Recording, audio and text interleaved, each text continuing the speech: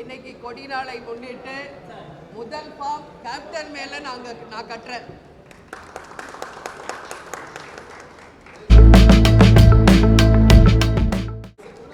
எங்கள் தலைவர் மேல முதல் ஃபார்ம் கட்டுறேன்.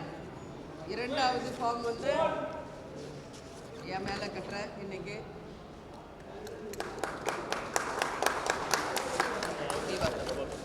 சென்டருக்கு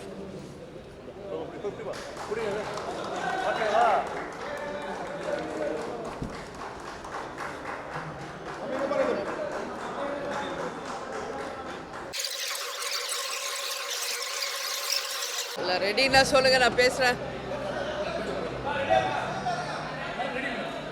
ஓகே, அனைவருக்கும் வணக்கம்.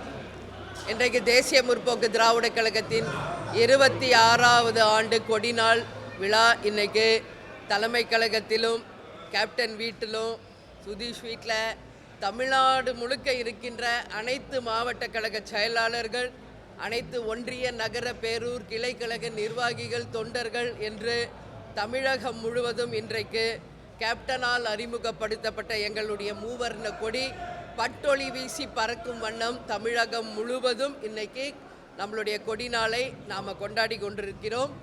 அதனால் இந்த நல்ல நாளில் கேப்டன் பேரில் முதல் விருப்ப மனு இன்னைக்கு நாங்கள் கொடுத்துருக்கிறோம்.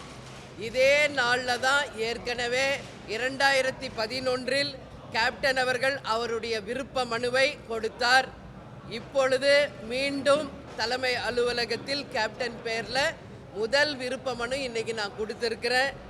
இரண்டாவது விருப்ப மனு நான் கொடுத்துருக்கிறேன். மூன்றாவது விருப்ப மனு விஜய் பிரபாகர் கொடுத்துருக்காரு.